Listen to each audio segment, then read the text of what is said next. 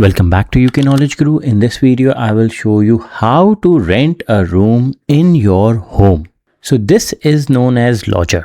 A lodger is someone who rents a room in the landlord's home while the landlords also live there, usually sharing areas like kitchen or bathroom.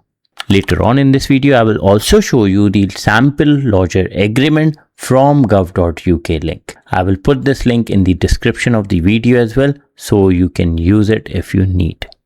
Now let's learn how to get to this page. Go on gov.uk, the only genuine website. In the search section, just write rent a room.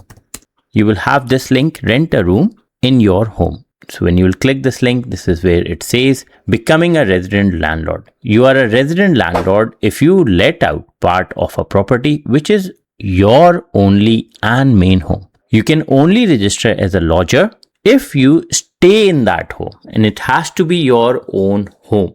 The guidance says your lodger is an excluded occupier. Your lodger is likely to be an excluded occupier if they live in your home, you or a member of your family share a kitchen, bathroom or living room with them. Your lodger has a basic protection. Your lodger is likely to be an occupier with basic protection if they live in your home. They do not share any living space with you or your family. If your lodger will not leave when you ask them, you will need to get a court order to evict them. Now let's learn about the length of the let. The tenancy or a lease, the tenancy or a license can be either periodic or fixed term. Periodic means run indefinitely from one rent period to the next. Fixed terms means last a set number of weeks, months or years. If you do not agree with the length of the let, it will automatically become a periodic let, which means it will run indefinitely from one rent to the next one. Now, where to get more information about this? You go down over here, you have the link which is excluded occupier. When you will click this link, will take you to shelter.org.uk for England. For England, Shelter Scotland is different, Shelter England is different. So there are two different websites for both the countries. Here they have mentioned eviction of lodger. You are a lodger if you live in the same home as a landlord. You share a kitchen, bathroom, living with them. Lodger can be evicted easily. When lodger can be evicted? When your landlord can evict, you depend on if you have a rolling agreement or fixed term agreement. The question is, what is reasonable notice? Reasonable notice must be fair to both of you as a landlord. 1 month is reasonable in lot of situations. Sometime it could be more. For example, if you have lived there for long term. But it could be less. For example, if you and your landlord find it hard to live together or you have broken your agreement. Now let me show you how to get this sample lodger agreement. So for this, we will go on gov.uk. In the search section, just write rent a room in your home.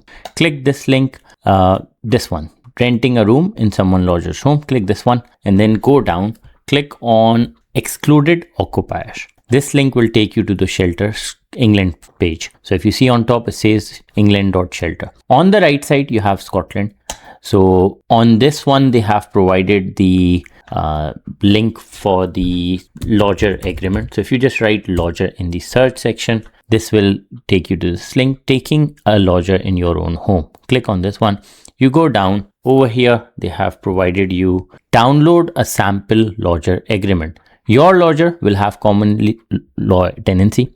So I don't see any difference between England lodger or Scotland lodger because they are all same. You can create a tenancy agreement that outlines their rights and responsibilities. And if we click this one, will give us the link, the detail of it don't say anything about Scotland or England. So I think this will do the job. I have put the link of this file in the description of this video as well. So you can download and you can use it yourself. The agreement is basic. Number 1 is parties. Number 2, accommodation. Number 3, start date, rent, council tax, utilities, deposit, contents, insurance, duty to take responsibility, care of the property, respect for others, pets, access to the lodger's room, conditions of the property, lodger signature, witness signature, etc. So it's quite simple. At the bottom, you have another page where it says about the inventory. Both the landlord and the lodger should sign this document. This should be done within the first week of lodger moving in. If any extra pages, you can attach them. So you have all the details over here and you can take the signature. So this will help you. If you don't have these documents, I think it can be a trouble at the time of the eviction and all these things. So it's always better to have the agreement, always better to follow the rules. On the gov.uk, you also have this link where it says rent, bills and taxes, where you can click on this one and it explains you about rent, council tax, utilities bill. It's up to you how you want to take the deposit. The good thing is when you're taking deposit from lodgers, you don't need to put that in the rent protection scheme. It says over here, resident landlords are not legally required to protect tenants' deposits with one of the government approved scheme. Your local council may guarantee rent for the potential tenant who cannot afford a deposit. So it's not legal requirement if you're taking a lodger to put that into the scheme.